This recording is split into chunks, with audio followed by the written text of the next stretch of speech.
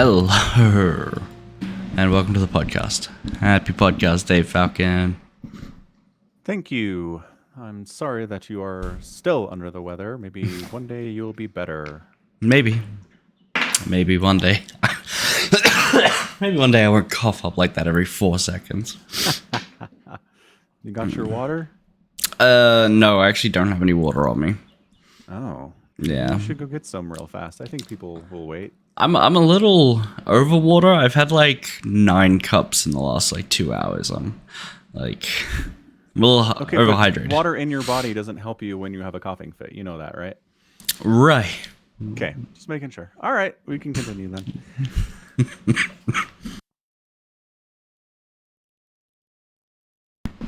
So how have you been?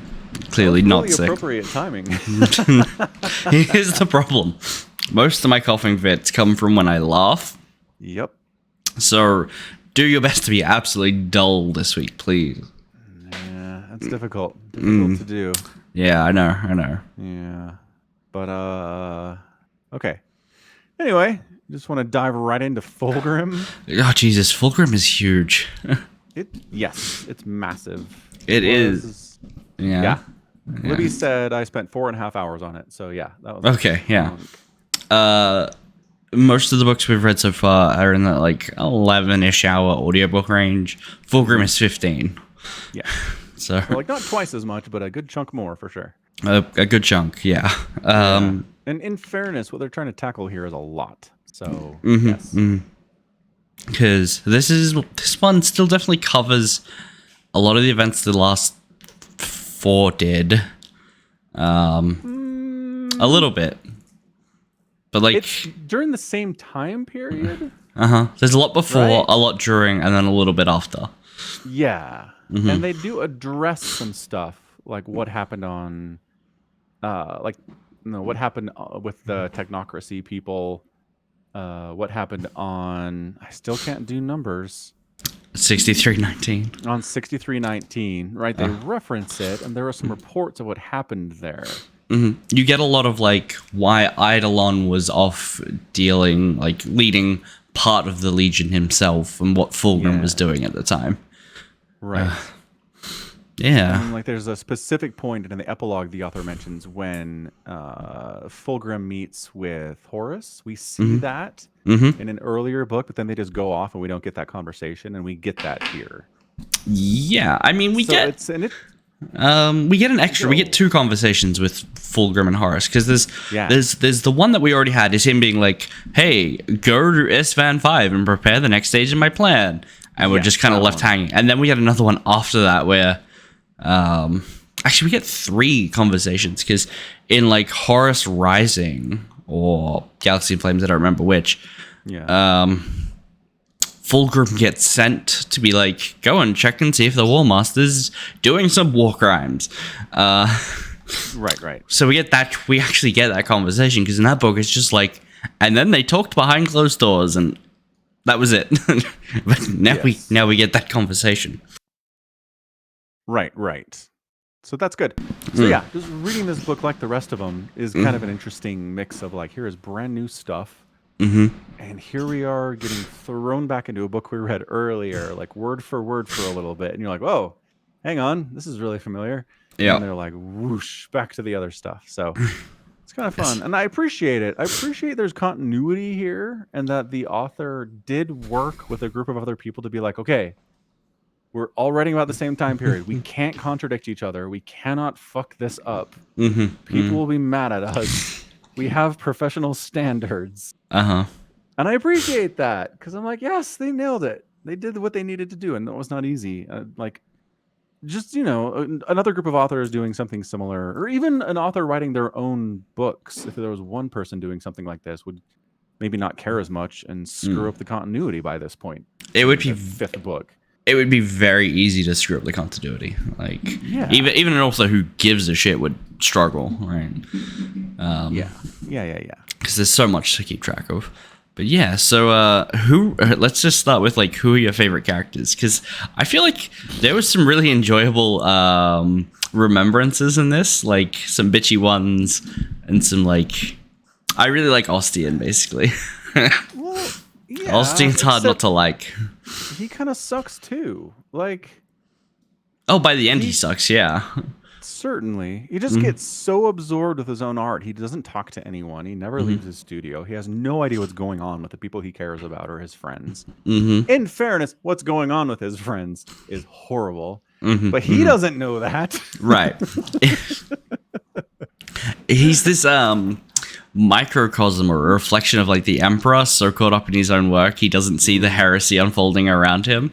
Well, and Fulgrim calls that out. Yeah. Specifically. He's like, you are just like the Emperor. You have no idea what's going on. You don't care about anything else other than what you're doing. And Austin's like, this conversation is not going well for me.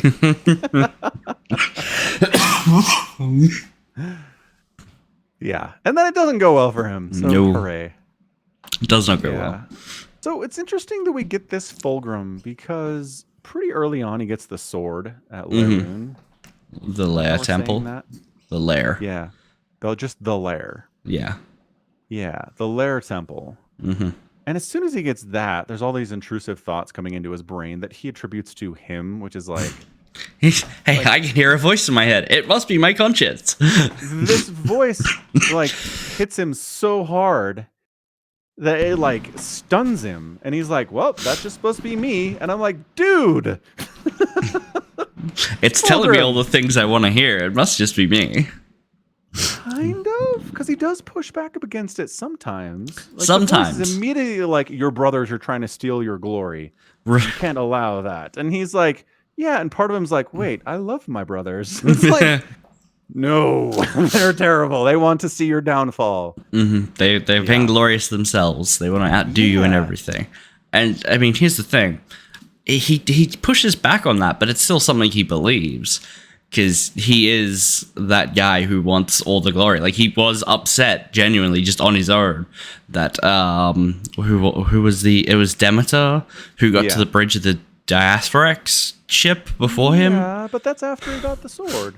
Yeah, it's after he got the sword. But the sword, like, the sword played off his initial thoughts. Sure. But again, that's always part of the problem in writing this kind of a scenario in fiction is if someone's being influenced by something evil, how much of what they do and what they think and what they feel is the evil, and how much of it is just them? Well, it's hard to tell. It is hard to tell, but we're shown so many times where the Emperor's children are very much want to be the guys with the glory. Like, Eidolon comes back from Planet Murder and spins the tale to exclusively make himself look fantastic. Right. It is a known thing that all of these people do. So I think that's fair to say for Fulgrim as well. It's a good point. But the evil just takes advantage of it and exacerbates it and makes it bigger than it would have. Because, like, at one point in time, Fulgrim would have celebrated his brother's triumphs as much as his own, but now he takes that, like, seed of jealousy of someone else stealing his thunder and turns it to 11 and says, no, that should have been yours. They're trying to to be punished for it. Yeah. Yeah. Yes. Yeah. Okay. So yeah, basically this whole book, the main purpose is like within Warhammer lore, it was known that Fulgrim was corrupted, and he did get basically turned over to chaos at some point. We don't know how that happened exactly. That story's never been told, and it's time to tell it.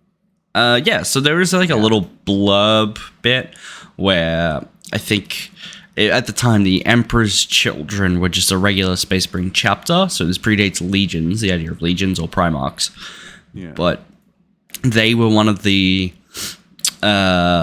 fleet sent to like stop Horus, and they met Horus with in a parley or something in a space battle, and Horus offered all of their officers all of these decadent pastimes, and they were corrupted by all the drugs and the sex and stuff, and that's how they felt. And this kind of loosely is the same. Like, it's not stuff that Horus followed, but that is all the same stuff that they're doing, because they fall to Slanesh, who is the god of excess. Yeah. So, who never really shows up. No, the gods. At some point they're chanting. At some point they're chanting? Would you care to be more specific? Like, someone is chanting Slaanesh at some point. Okay, so around like during the play, I want to say. So before the play, the Legion is like flying through space and like, hey, we gotta go bring some planets into compliance. And they're like, hey, there's nobody on these planets. Let's go down and have a look. And like, these planets are so beautiful. We cannot allow the Imperium to actually colonize them, for they are so perfect, right? Right. And they just like pick up and move on, right? And eventually they come across Elthrad Uthwain, or Uthrin, who is a Farseer for the Eldar. Basically, space elves, right?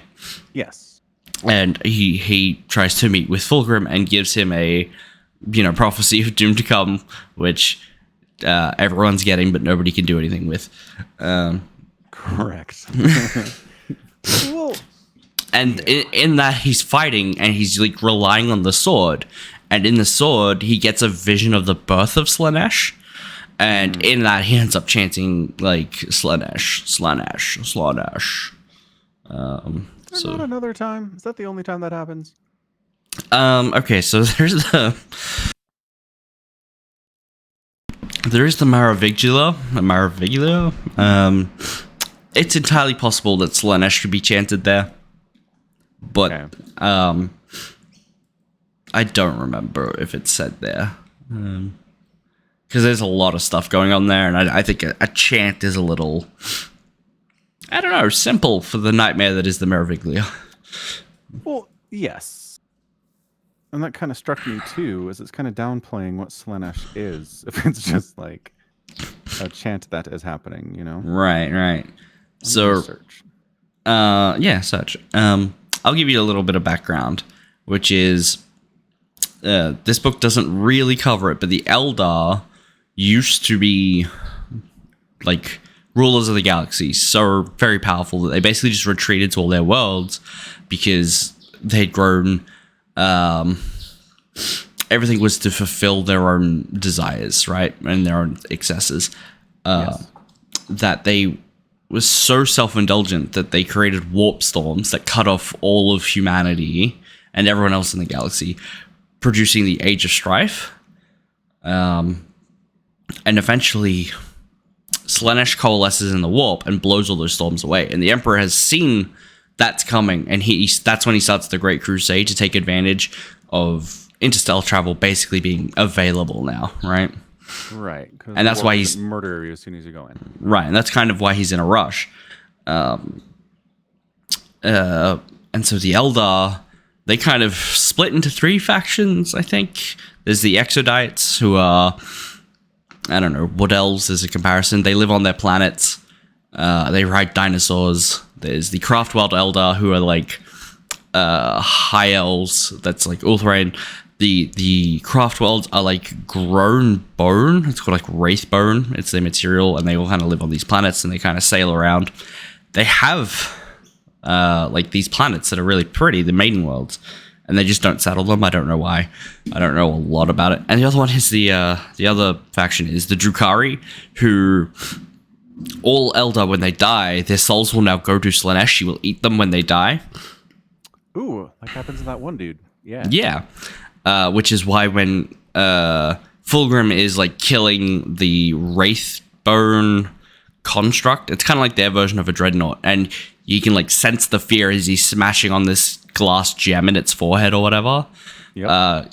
What that guy's fearing is Slaanesh about to eat him for dinner. But the Drukhari stave off Slaanesh by inflicting as much torture to every other living thing that they can. So, not great. Don't want to be friends with them. No. Wow, good call. Yeah. Huh. That's good to know. Yeah, so that's a little background for you. Did you find it while you were searching? Yeah, and you were right. That was it. That's the only time. Is when Fulgrim's fighting it. So. Yeah. Fair enough. Yeah, I don't know. So the Eldar is like, what's up? I need to tell you specifically that the Horus Heresy is coming. That Horus is wounded on Davin. That he's going to fall. Yes, we know. Like it's interesting because I think who was it? Was it somebody else? I think it's Magnus in False Gods, who's like, Horus might still surprise us. He might not change. Like he's seen the future. He knows that Horus is like in danger of falling to chaos, like being tricked here. And he's like, I'm gonna project myself into his little vision quest and try to convince him to basically kill himself and not fall to chaos. But the Eldar, he's just like, no, this thing's happening on Davin. Horus is going to fall. I've seen, like, there's no chance. There's no, well, maybe if we just tilt Horus slightly the other way. It's like, no, it's going to happen. Horus is falling. And it's happening now. And so he finds the Emperor's children, and because they don't settle every world that is of supreme beauty, he's like, hey, I can parlay with these people. Which is a mistake. Which is a mistake, yes. That was worth a shot, I guess. Yeah. Because even the fact that they don't immediately colonize these planets is like a source of friction with their own people. Yeah. Some of the Astartes are like, what the fuck is this? We take planets that are unsettled and colonize them. It's how we do. And Fulgrim's like, nope. And it's like, but why?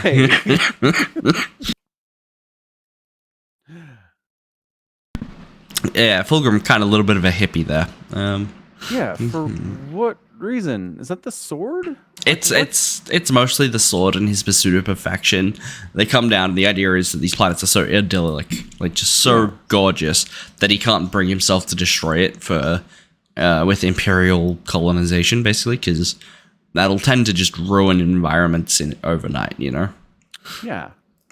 Which is definitely like 99% of all worlds will do that, but there are garden worlds and like pleasure worlds and stuff in the Imperium where the natural beauty is preserved, and they're just basically like resorts for the uber rich. Right.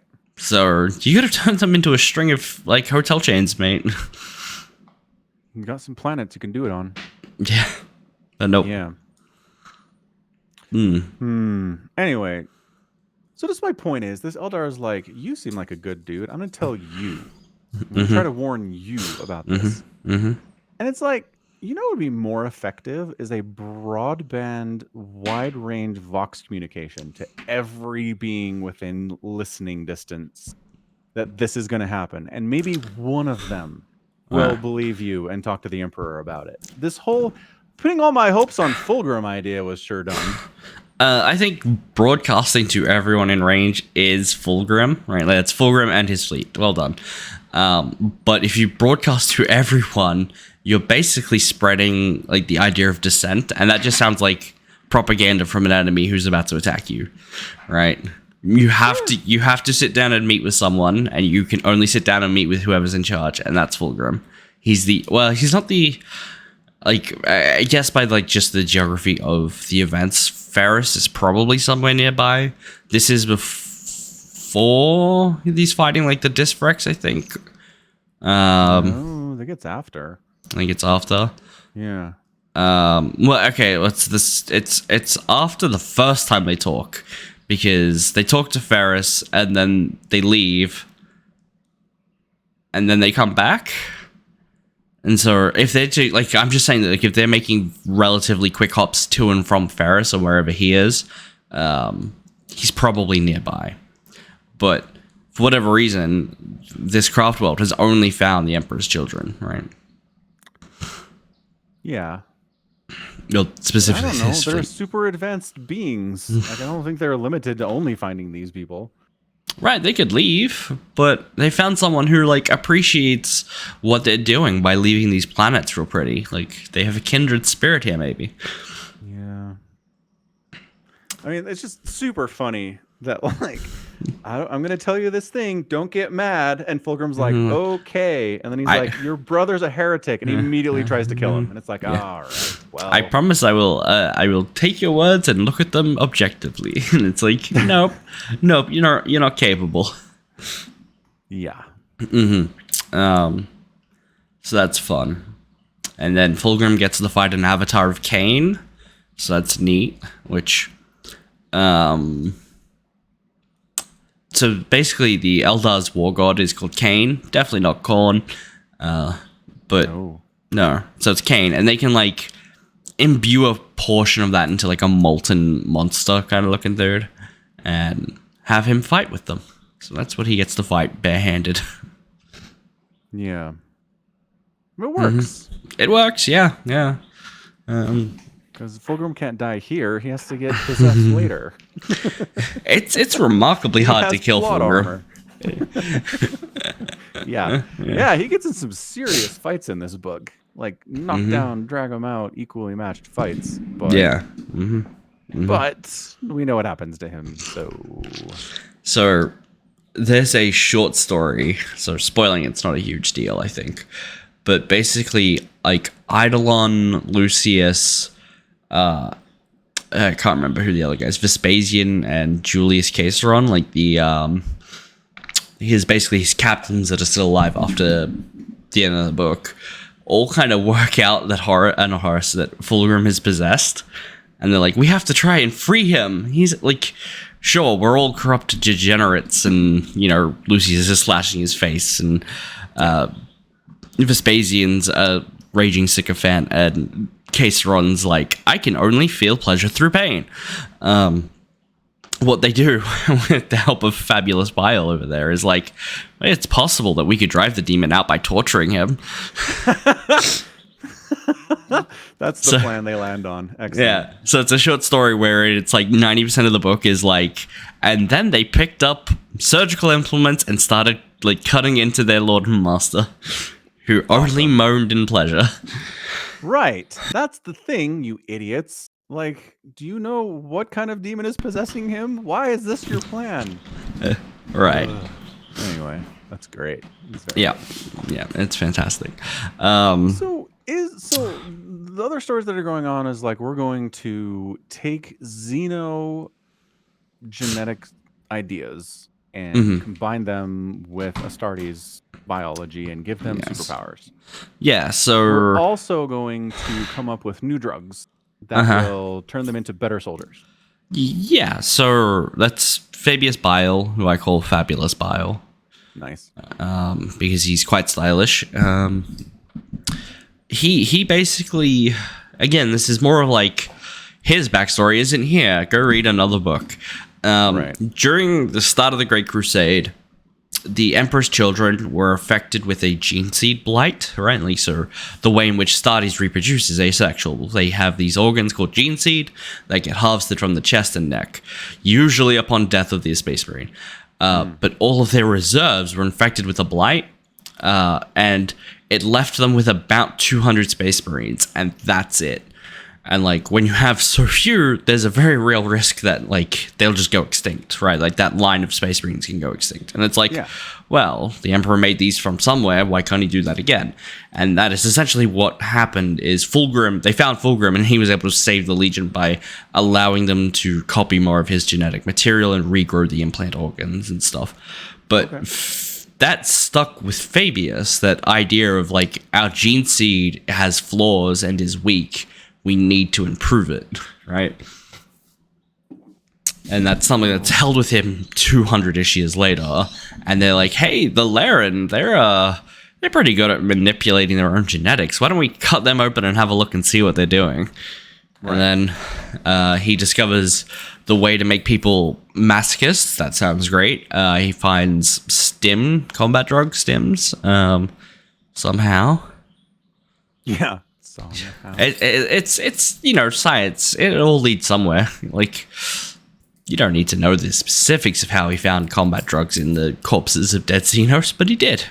He sure did. All right. So, I mean, we're not meant to understand that those things are being influenced by the warp and chaos. That's just the natural outcome of the children of the Emperor seeking perfection. This would have happened anyway. So it's very possible. It's just this happy coincidence for the warp that they're doing this stuff. Kind of, yeah. So okay, it could be argued that it's like they get down to the Laren planet and they're like, oh man, the Laren's real hard to beat. We shouldn't fight there. It'll take us way too long, cost way too much. And then Fulgrim's like, we'll do it in a month. Right. And then they get there and they're like, hey, they're really good at adapting their biology, something that they're very keenly interested in. But the Laren were housing the demon blade in their temple. They were all corrupted. So it's possible that their ability to adapt their own biology to entice the Emperor's children, and specifically Fabius, is a chaos plot. So the whole existence of the lair at this point is a trap. Yeah. That's amazing. Certainly possible. Very good trap. Oh, yeah, yeah. It's like this species that's a super big challenge for the Space Marines and stuff, and they'll see it that way, and they'll like definitely conquer this planet. And then they always study the Xenos that they conquer, and so they're gonna take them up into their ships, and then they'll be inspired. And there's a sword down here that's gonna corrupt their Primarch, and yeah. Okay. Yeah. But that's never like, is that explicitly? No, that's not explicit. So there's never a point where one of like an agent of chaos like comes down to Lair and is like, all right, here's what we're gonna do, guys. No, we're never sure how that sword gets down there, or their species is full. We just kind of see them at the end, at the collapse. Yeah. Where they're in their temple having giant orgies, unable to even fight back as the Space Marines kill them all, you know? Right. Yeah. Right. Well, and two, what's the misty...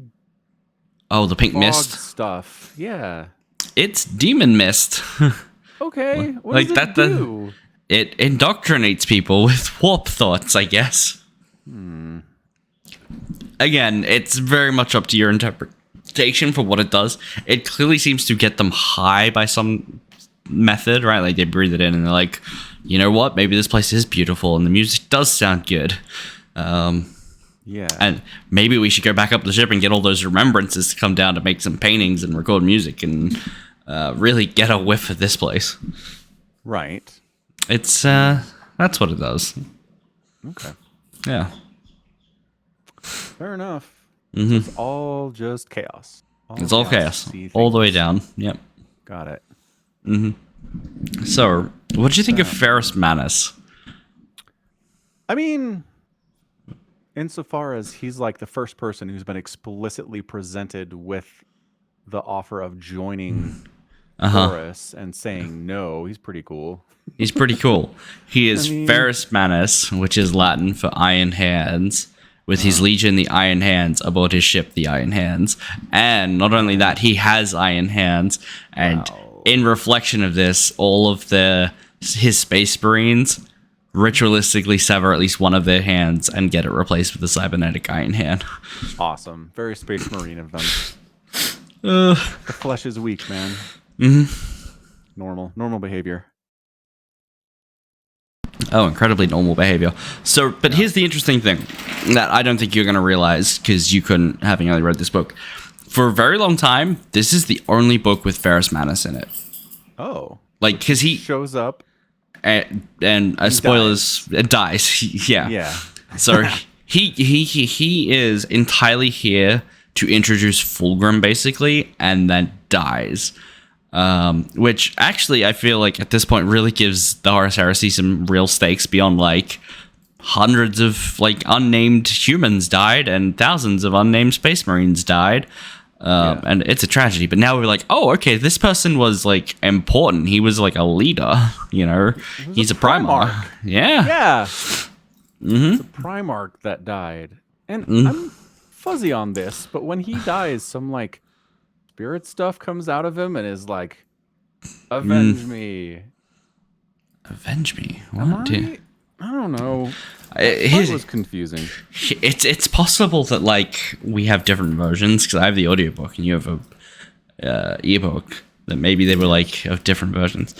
But there is, when Fulgrim kills him, his like own soul shrinks back into his like the tiniest corner and is just like, I want oblivion, and the demon in the sword's like, I can give you oblivion, and he lets his mental barriers down, gets full on possessed, and he's like, oh, this was a mistake.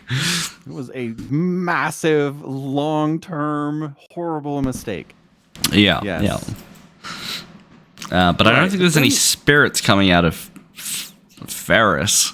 Okay, hang on a second. I'll find it. It's right here. No, please. So this is where he gets possessed. Blah, blah, blah. I want to die. And the voice is like, no. He's like, crap. Yeah, that's the demon talking to Fulgrim. Yeah. He's like, you don't want to die. I want to play with your body. Okay, here it is. Unnatural warp-forged steel met the iron flesh of a Primarch. Its aberrant edge cutting through Ferris's skin. Blah, blah, blah. Blood and the monumental energies bound within the meat and gristle of one of the Emperor's sons erupted from the wound. And Fulgrim fell back as the searing powers blinded him. He heard a shrieking wail as a choir of banshees whip around him as phantom skeletal hands clawed at him, and 1,000 voices tore at his mind. I am 99% sure that is not in my audiobook. That is not in your... They retconned this? They're like, that didn't happen. I think, maybe. That's interesting. So the... I know what that's a reference to, but... So he says, the ghostly whirlwind seized him and spun him around, twisting him like a limp rag in their grip and threatened to tear him limb from limb. Fulgrim's like, cool, I want to die. I'm down. But then he felt the same presence that had guided his sword arm, the same presence that had been his constant companion since Laren, though he had not known it. So, like, apparently there's some booby trap in the Primarchs. So when they die, they kill the person that killed them. Kind of. Chaos saved Fulgrim because they wanted to possess him. Kind of, but not really. So, God. Everyone has a soul, right? And the soul is a warp thing, right? The Primarchs being big people probably have bigger souls, right? That's what... Okay. I don't mean that in like their stature. I just mean like they're monumental forces on the galaxy, right? Okay. Right.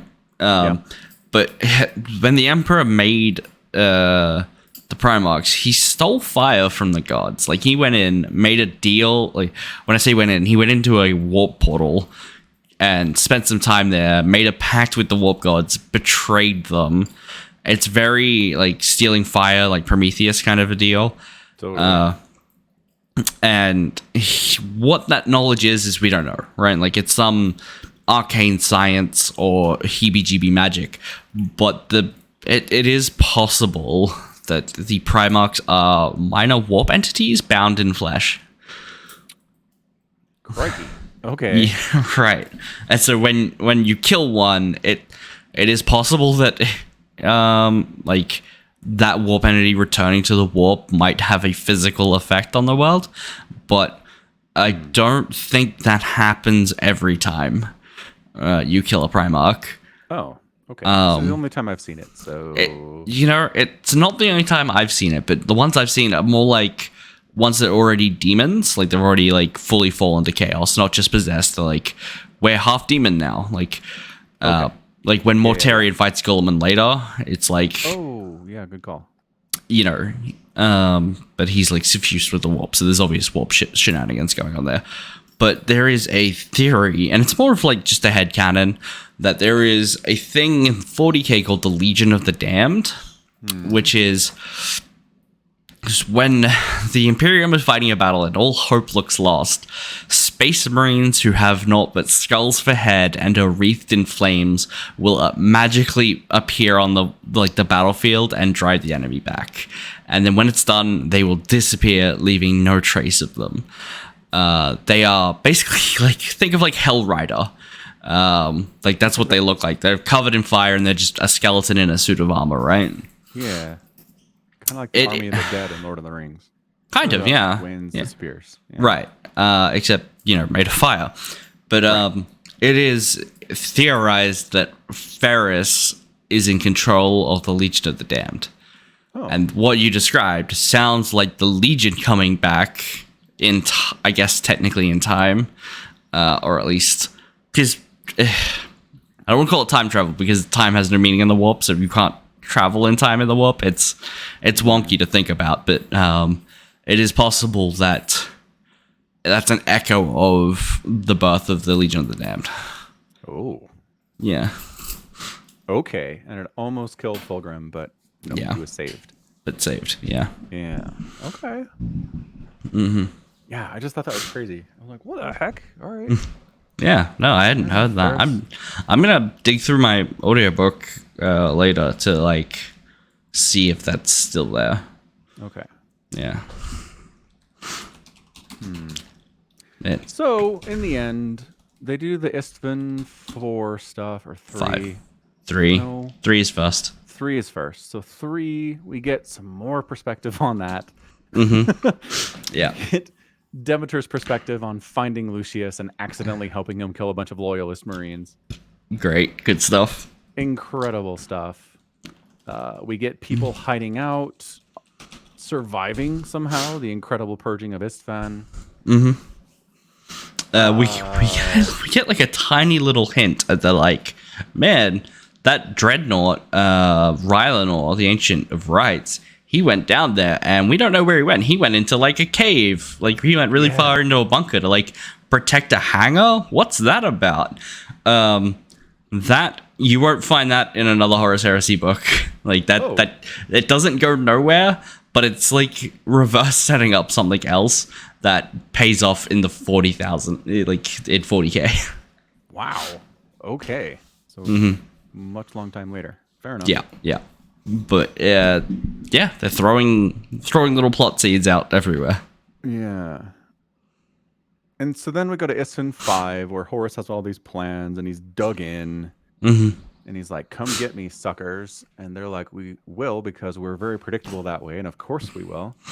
So Ferris does what he did against the Disfrac when they found them like solo farming or whatever. He's like, I will go on ahead and I will take them on head on myself. I am so angry. I will take my own, like my one flagship that's still working, and the Iron Hands as a legion were clan based, so Ferris liked to set up friendly rivalries with the home people on his planet Medusa, and the clans would be adopted into the Legion, and they would continue that clan tradition of competing to see who's the best, right? Like who's the strongest.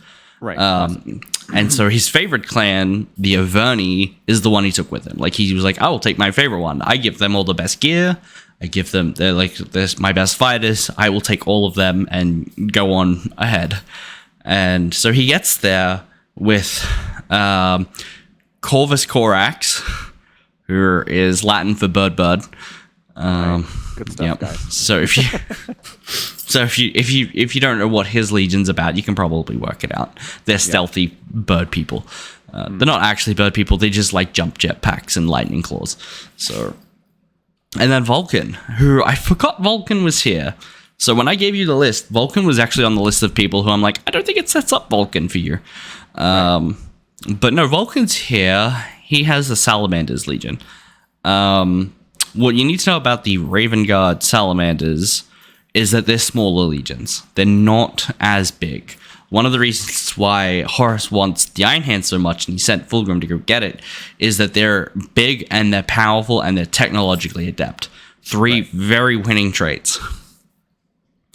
I'm kind of disappointed you don't see a little bit more about how Corax and Vulcan react to the news of the heresy. Yeah. They're just kind of like, okay, we're here to kill Horus. Let's go. Right. Couldn't you give us a little bit more? We know the book's called Fulgrim, but you couldn't have given us a little bit more. A little bit more. Well, yeah. And even then, considering other legions show up and betray everyone. Mm-hmm. So the plan is... So it's like, we've got a ton of legions. We're going to crush Horus easy peasy. We don't get any first-person perspective or anything from any of these other legions that are on their way to Istvan 5 to kill him. It's just, they're on their way. Hooray. Yes. So then when one of them betrays them and the other one's like, we're cool, it's like, what's the difference? What happened? That's all. What do you mean? Who betrayed who in this? What do you do? Because, okay, so basically, there's 7 legions going to Istvan 5 to, like, stop Horus, right? Yes. The 3 legions of the, like, the Iron Hands, the Raven Guard, and the Salamanders all get there first. And Varus, who's, like, he's an older brother to all of them. He was found way before everyone else. He was, like, Primarch 2 or 3. So he is considered of senior rank and, like, the take charge guy. He's like, okay, we're all here. I'm assuming command over you guys. We're deploying now, and they get down there. They fight a bloody battle to, like, you know, engage the traitors on Istvan 5, and then the 4 other legions turn up and all deploy behind them as a second wave. And the idea is that they then move forward.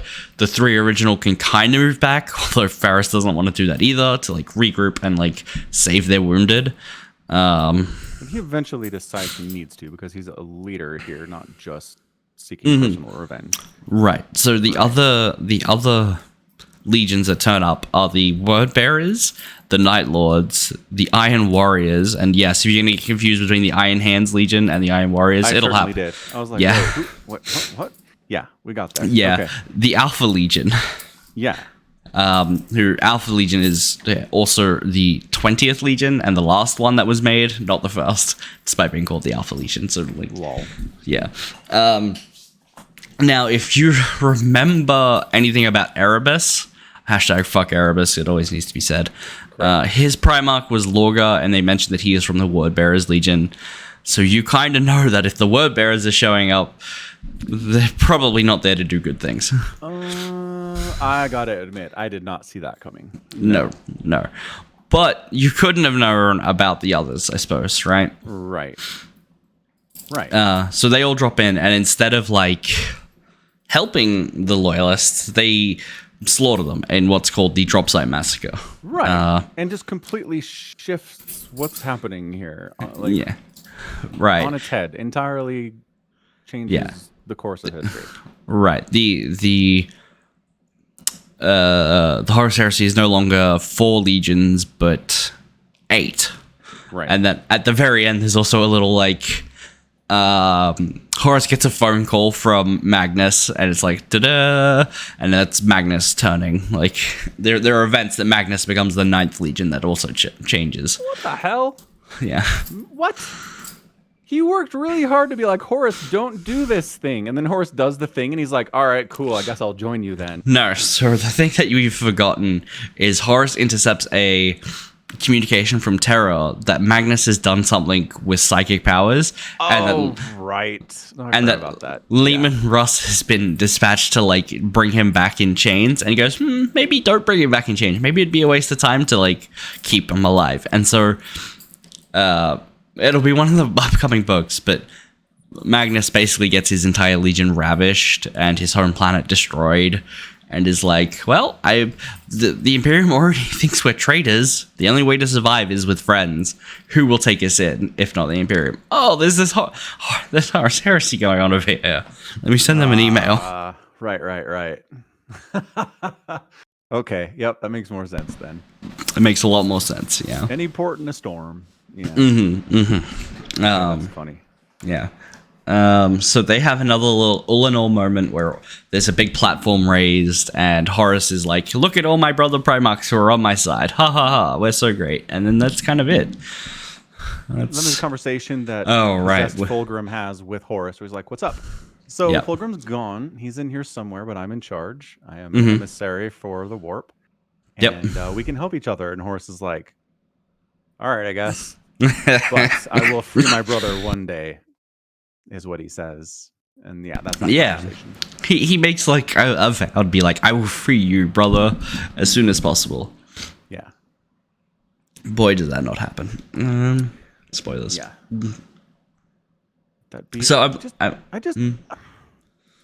Yeah. Like, Fulgrim doesn't become a giant beacon of warning to everybody in the Horus Heresy. Like, maybe chaos isn't something we should be messing around with, because look what they did to poor Fulgrim.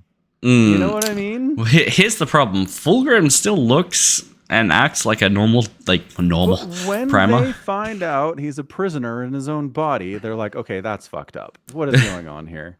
So yeah, but that's what I'm saying.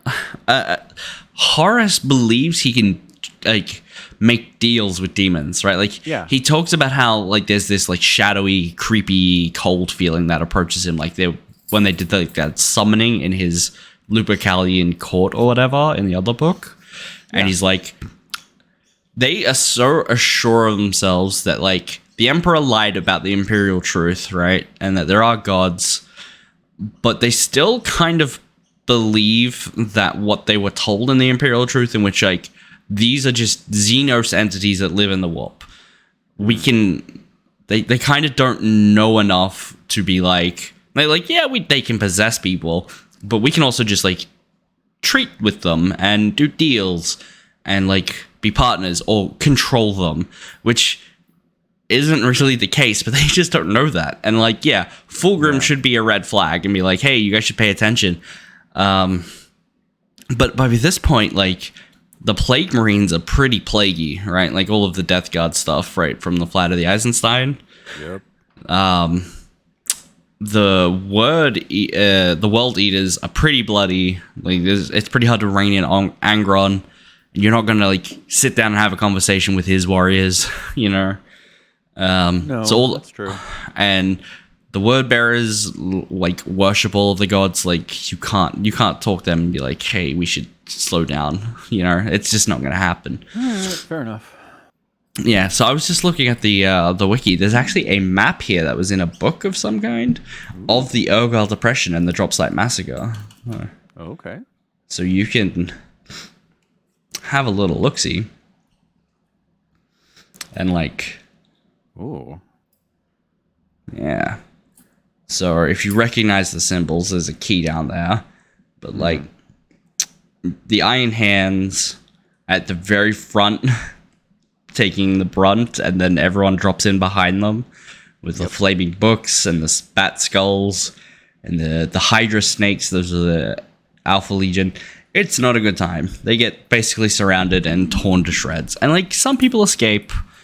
They do talk about that in my version of the book, at least. They're like, oh, you know, desperate bands of fighters do manage to break out and escape, right? It doesn't touch on the fate of Vulcan or Korax, right? And that those will be plots that go elsewhere. But what you have Horus has basically done here is decimated 3 legions and killed a Primarch, which for the state of the war is huge, I think. And what you actually have moving forward is the Shattered Legions as a concept, that remnants of all 3 legions will maybe work together and do like hit and run tactics, no longer able to engage the enemy on an open battlefield, but they'll just engage in guerrilla warfare from here on out. Which it's something that won't come up for a while based on our reading order, I think, but it's neat, I think. Yeah. Fair enough. Mm-hmm. Where's Guilliman in all this? Guilliman? He is mustering at Calth. So one of the orders Horus gave was to muster at Calth and await the word bearers. So half the word bearers' army is here, the other half is mustering at Calth. If the word bearers seem bad here, you won't like them at Calth. But basically, he's waiting for his brother to show up to go take on an Orc War. That's what he's doing at the moment. Okay. Yeah. Does he show up in the Horus Heresy books? Oh, yeah. He's all over them. Yeah. Got it. Yeah. Okay.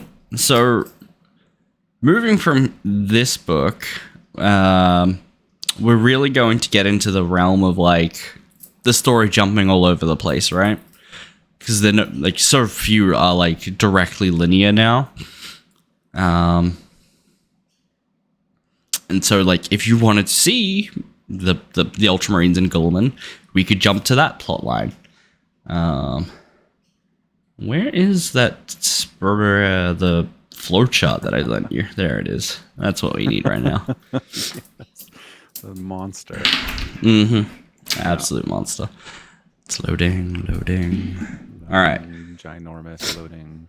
Yeah, so we did Flight of the Eisenstein, and then we kind of went down here into Fulgrim, and then from here, there's a couple of short stories by the looks of it. If we want to go, are you looking at this, or am I talking to myself about it? I am trying to find it. Okay, I'll just send you the link again. Okay. That way it's at the bottom. Yeah. Bonk.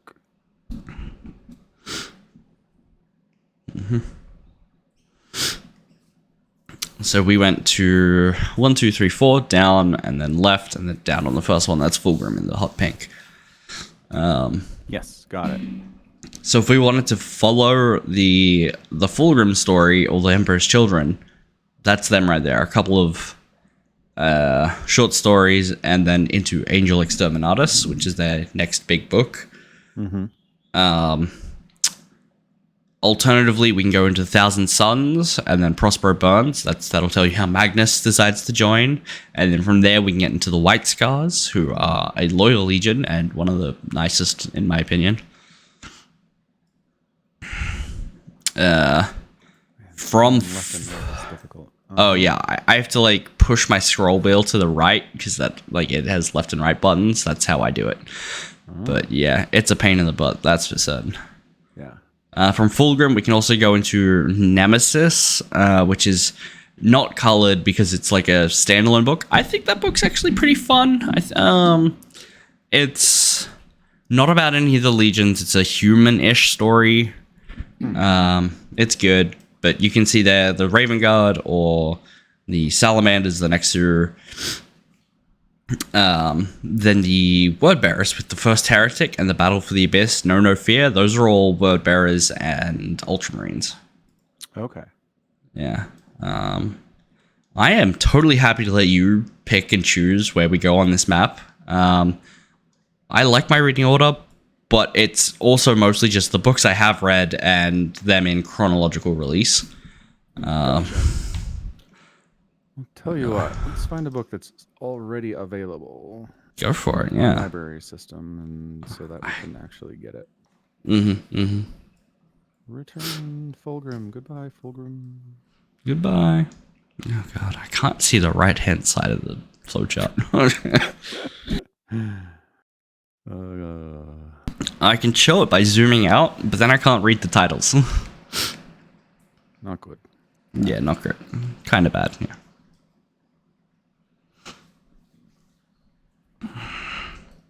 Okay, cool. Yeah, First Heretic's available. So let's just First Heretic? You want to do First Heretic? Okay. Let's do that. Okay, sweet.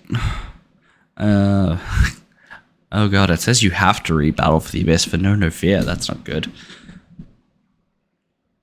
It does say that. Yeah. I mean, it's not good. Battle for the Abyss is not good. Oh. It's kind of a bad book in my opinion. Just summarize it. The Word Bearers have made a giant super battle star destroyer and are going to attack the Ultramarines' homeworlds with it. Okay. But then there's a plot with a motley crew of stereotypical Space Marines where there's like a drunken comedy Space Wolf, a by the book Ultramarine, a Thousand Sun who is a magician. They're all like the stereotype ideal of their legion. So like if there was an Emperor's Children, he would be like totally down for perfection, right? Like and he'd be arrogant. Like they're all just that to a T. Yeah. And not a lot to them, and they sneak on board, and then just blow up the reactor at the end, saving. Oh. Yeah, it's kind of a one note story. Okay. Yeah. But we do get to read Legion as well. That's good. Legion's also good in my opinion. Why is Legion? For No Fear. Anything. It's just like starts at Legion. Yeah. Oh, okay. But it is the Alpha Legion book. Yeah. Bad guys. Well, let's not judge them too harshly. Oh, okay. I won't. Yeah. So I mean, it's you kind of need to know the thing about the Alpha Legion, right? know the thing? The thing is that they are like the CIA of Space Marines. What? Okay. Yeah. So they have their Space Marines are ever so slightly taller in stature than most Space Marines, and their Primarch is ever so slightly shorter than most Primarchs, which means that the Primarch will often just like go undercover in his own legion. And the Primarch is called Alfarius, right? Because it's the Alpha Legion, and he's Alfarius. He's just like the size of a regular Space Marine? Kind of, yeah. Close enough for the close enough, yeah. Okay. But all the Space Marines in the Legion are welcome to just call themselves Alfarius. They're like, so he will just send captains to pretend to be him for like diplomatic duties. They'll turn up, not remove their helmet, and if they do, they'll often, like, as an expression of their like gene seed, look like him, or they'll undergo surgeries, cosmetic surgeries, so that they all look identical and be like, I am Alfarius. So the other legions are like, oh, I gotta meet with Alpha Legion again. Those guys. Well, that's the thing. They're kind of secretive, and yeah, there's like a little bit of that, but like they also just don't know, right? Like the Alpha Legion fight by themselves a lot, especially as the last found Legion. Like the systems of the Great Crusade were already like trucking along. Nobody really had cause to go and fight with him. But what that means is the Alpha Legion will also send their own Space Marines undercover into other legions and be like, let's report back on what they're doing. Why? So they're bored. They're like, if we spy on other legions, that's entertaining. That is what they have been tasked by the Emperor to do. Oh, so they report back to the Emperor? Presumably, or Malkador the Sigillite, his right-hand man, on the Council of Terror. I lost you there for a second. What? Oh, presumably the Emperor or Malkador the Sigillite, who is like the regent and on the Council of Terror. Yeah. Right. Who you'll meet in the First Heretic. Isn't he in? He's in Flight of the Eisenstein, but you'll see a little bit more than old man having a conversation. Okay. Actually, no, you'll precisely see old man having a conversation. Okay. Sure. Yeah, so they can be a little bit like, whose side are they really on? The Alpha Legion, like, it's, you know. Okay, fair enough. They're on their own side. Kind of, yeah. But also they report directly to the Emperor about what the other legions are doing. So well, it's kind of on the Emperor's side. Maybe they did, but now they're with Horus. They were part of the Dropsite Massacre. They're standing with Horus. I mean, sure seems like it. Actions or are they? Words. Oh my god! Infiltrating the Horus Heresy. Alpha Legion, you sneaky bastards. So the other legions don't know this. Like they don't. They don't know that they have no idea all this shenanigans legions do. No, they have no idea that there's other like that they have Alpha Legion operatives in their own forces. Nope. Yeah. There might be some that like suspect it, but that's up to you to headcanon that.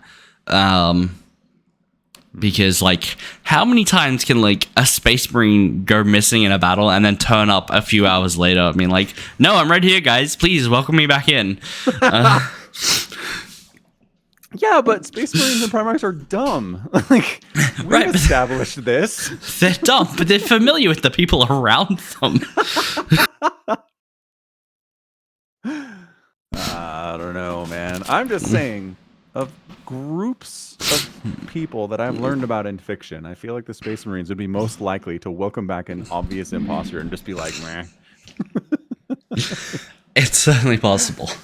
Anyway, that's funny. So they just see the Alpha Legions as like kind of the little brothers. They're like, you guys are cute. You're pretty good fighters, I guess, but we don't need you for anything. And if you show up, great. And if you don't, we don't really care. I mean, kind of. So, then like they're off doing the Great Crusade in their own expeditions, right? Yeah. They have turned up to like other people and been like, hey, do you need reinforcements? Yeah. But there's it's Rangden xenocides. So when they commit a complete genocide. They call it a xenocide. Like they completely removed all of the aliens. There was an alien empire called the Rangdan, and you don't get a lot about like who they were, but they butchered the First Legion, basically, like really fucked them up. And like they were having trouble clearing them all out. They were super powerful. And then the Alpha Legion just turns up and is like, "Hey, do you want aid?" And they're like, "Who the fuck are you?" Like they didn't know who the Alpha Legion were. They were like rumors of a ghost legion that like would show up and be like, you'd get reports of Astartes operating somewhere without clearance or without identifier tags and stuff, like real CIA Black Ops shit, right? That's hilarious. Yeah. The Astartes did this thing. Who are they? We don't know. No tags. There's no Legion identifiers. We can't work it out.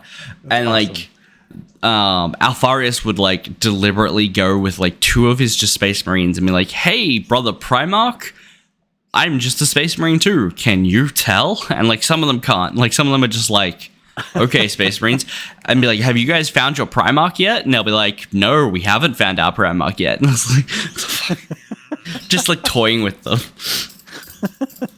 But they see their war gear and it's like all fresh from like Stardocs and fresh forged stuff. So they're like, okay, these guys have like resources though. Yeah. But a kind of unknown battle role, I guess, is their one weakness to the other legions. Again, it's not something I think they really go into a lot. But there's 20 legions, so like I don't know. Can't go there's 18. To all of them. There's 18 legions. There's 18. Mm-hmm. Oh, okay. They're numbered 1 to 20, but there's 18. There are 2 missing legions. The 2nd Legion and the 11th. As a historical reference to the 2 lost legions of Rome. Yeah. Or being clever. Yes. I gotcha. But like, do they ever say like? What? There are some about them, or there are like there are some references. There are no whole stories about them. There are just like hints and secrets. Chronologically, when did this happen then? Unknown. Oh my gosh. All right, fair enough. So an entire legion with their Primarch is missing. 2 of them. 2 of them, yeah. So we know from some of the people talking that like whatever they did was not turn against the Emperor, right? They didn't like. Gulliman remembers his lost brothers with sadness, not like hatred. They're traitors. Okay. Yeah. So whatever they did, they didn't turn. It is like headcanon, you put enough pieces together and maybe one of the legions had a genetic flaw, like the Emperor's children, and just died out. And that they covered that up, like they just erased all Imperial records because the idea of a Primarch and a legion dying would have like shaken the Imperial institutions to their core, right? Like they just like so bad for morale that they just covered it up. And that's the Emperor knows what happened, but it does not broadcast. Yeah, no, the Emperor knows. The other Primarchs know. They've all just been sworn to secrecy. Oh, interesting. Yeah. Okay. Yeah. Okay. Which is weird because even after like Horus turns traitor, he still upholds that vow, right? Yeah. There's no reason to do that except that absolutely. Like, we don't actually have this story. Sorry. Yeah, the story's there for you to like think up your own stories, like of what happened, right? Gotcha. And the other one is possibly that the Rangdan Xenocides actually just ate a legion. Like they were killed in battle, not because of a gene seed flaw. Oh, like anything like that. They just lost in battle. Okay, but that requires them to come upon an alien species. Mm-hmm. And once it's clear they can't handle this, just continue fighting until they're all dead. That is absolutely a thing that the Space Marines will do. Gosh, Space Marines are so dumb. They're so dumb. So the Salamanders, who you've just met very briefly, absolutely had a reputation for last stands. Sorry. Am I muting? Out there again. I don't know. I lost you for like 3 seconds there. So the Salamanders absolutely have a reputation for last stands. As a legion, they are the ones who give a shit about regular people, right? Like they're like, these are the Imperial citizens. We will stay here and like evacuate as many as we can, even if that means we all die. Cool. Yeah. But I mean, that's different from being like, we've met this alien species, we're on their planet, they're too much for us, we're just gonna die here. That's a different thing. It's a little bit different, but like the principles are the same. Like we're gonna stay here and fight. Yeah. Some of them might do it for honor, like they just won't allow themselves to retreat. Like they don't think they can be beaten. The superiority of like the Emperor's children, just like, no, our plans are flawless. What could go wrong? Sure, but even the Emperor's children sometimes are like, this is too much. We should call for help. You know what I mean? Yeah. Okay, that's all. Right. Dumber than the Emperor's children. Don't get me wrong. I'm not saying the others won't call for aid. They just like might refuse to leave a spot well after they should have, you know? Yeah. That's amazing. That's really good. It's great, yeah. All right. Fair enough. Okay. Well, I will get started on, I forgot what it's called. The First Heretic. Yeah. By Aaron Densky Bowden, who did The Emperor's Spears, which we both enjoyed. Ooh, good. Okay. Yeah. That's some cool cover art, too. Hot dang. Yeah. Well, good. Argyle Tau. Yeah. Yeah. I just continue to be grateful that whoever runs Warhammer, like, put the money up to hire good writers instead of being like, this doesn't need to be great. Like, we can just grab somebody off a shelf and it'll be fine. People will read it. Like, this is actual talent. It's nice. That's all. It is good, but so far, like, all the books we've read are from people who were already just writing Warhammer. Like, I don't think they went out to be like, we need good talent. It's like, oh, we just have good talent. Okay. Which, well, still, same thing. Still had to pay them. So, right. Yeah. Fair enough. That's all. I'm glad. So Graham McNeill wrote Fulgrim. He also wrote Deus Ex Machina, or Deus Ex Mankind Divide, not Machina, the movie, the video game. He wrote that game. Oh, yeah. Okay. So, you know, does all the work. Good stuff, generally. H1 gave it like a 7. Made of entire Deus Ex, Mankind Divided. He's like, it's just okay. Yeah. And then he has like a 2-hour video. It's not worth hating. It's not worth putting on a pedestal. Yeah. It's just good. It's just okay. Fair enough. Fair enough. Yeah. So thumbs up? Yeah. Fulgrim? Definitely thumbs up. Cool.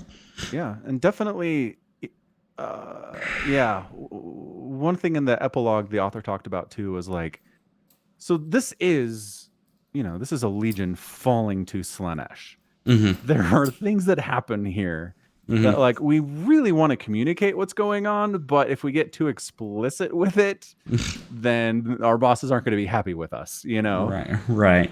So he's like, we really had to toe this line of like, we're going to heavily imply what is going on here, but we're not going to be explicit with it. I mean, we didn't even talk about Serena de Angelis, and we did not. No. Horus, like, talking to the painting that she made out of mostly bodily fluids, hers and others, and the murder rape she did. Yeah, and the like several other people she killed in pursuit of her art and stuffed into a barrel. And God, I really like Ostian, who is like so engrossed in his work, but he's made a statue of the Emperor on a traitor ship. Right, which is so fantastic. It's great. Yeah. Right, and then Fulgrim comes along and stabs him through his statue with the anathema dagger, and Ostian dies there. Like, let it not be said, Fulgrim has no sense of like irony. That's incredible. Right. Yeah. And then Serena de Angelis is like, "Oh, Ostian, I'm sorry. I should have tried more. I shouldn't have like pushed you." Comes to be like, "You are fucked up. Let's get you some help." And she's like, "No." He's like, okay. I guess I'll just leave then. Yeah. And then she has this moment of lucidity like months and months and months later and is like, Ostian, he cared about me. Yeah. I need someone who cares. I need help. And then she comes in and finds his body and is like, "Oh, Ostian, I loved you too." And like pulls herself on the sword and hugs him. I'm like, holy shit. Amazing. So good. It's so good. It's like, it's not something that's super pivotal to the story in any way, but it's a really moving little character arc for these two, I think. It is. And it really dives into the like, the mind of an artist in certain ways. Like Ostian specifically has this insecurity about what he does. And more than once, he kind of communicates this idea that, like, I can't sit down and dissect what makes me good at what I do because I'll lose it. Like, I can't really investigate this. The genius comes and it goes, and when it's here, I'll use it, and when it's gone, I'm not going to freak out about it. I'm not going to try to get it back. It's just, it is what it is. It's its own thing. Right, but he also very much clearly says that, like, I work at it every day though, like, yes. and he knows, like, he spends like he's got this really luscious piece of marble shipped all the way from Terra, but he doesn't like hack into it immediately. Like, he knows he needs to take the time to, even working on it every day doesn't necessarily mean sculpting every day. Right, like he waits for till he sees what's in the stone, as he says. And yeah, so it's a good mix of, like, geniuses are just talented in some ways, and also artists are people who work at their craft. Yeah. And sometimes the talent is a curse. Like, sometimes it drives you mad. Sometimes your inability to perfectly create what you want to create or recreate can drive you to terrible extremes. And that's Serena de Angelis. Like, she was self-harming before she went into the Laren Temple. Yep. And you know, it's exacerbated when she can't, like, mix the right paints and stuff like that, and she's like, she just can't get the tone of the color right. Yeah, and what I'm wondering, she gets there in the end, right? Does she? Yeah. Is that gets ambiguous? where? Gets the is color able to paint, right? Yeah, is able to paint the lair. So she doesn't paint the Laren Temple. She might go to Lafanice and do some painting there. Like, it's implied that there's, like, a mural on the ceiling that she does. But she spends a lot of her time, like, mixing her blood to make the reds, mixing her feces to make the browns and the blacks, using her tears and the whites, and she paints the portrait of Fulgrim that his soul gets trapped in later. Right, but doesn't she provide some art for the performance as well? She's dead by then, by Lafanice, I think. Well, sure, but she could have still provided. Yeah, well, her painting is the portrait of Fulgrim that gets unveiled at Lafanice. It's just the painting of Fulgrim. Yeah, but it gets unveiled at Lafanice to the people. So there's there's the, like, Terran administrator that's like, excuse me, Fulgrim, we need you to go check out Horus. And he's, like, in his private rooms with, like, 6 different speakers going all with different stuff, and he's like, hey, check out this painting. It'll be unveiled tomorrow at Lafanice at the Meraviglia. And somehow the warp entity is possessing the painting and distorting it, and turning it horrible. Yeah. Amazing. It's good. So good. Whew. All right. I think that's it. Is that all we have? Yeah. Let's we'll wrap it up then. Until next week. We'll have some StarCraft to talk about next week too. Yeah.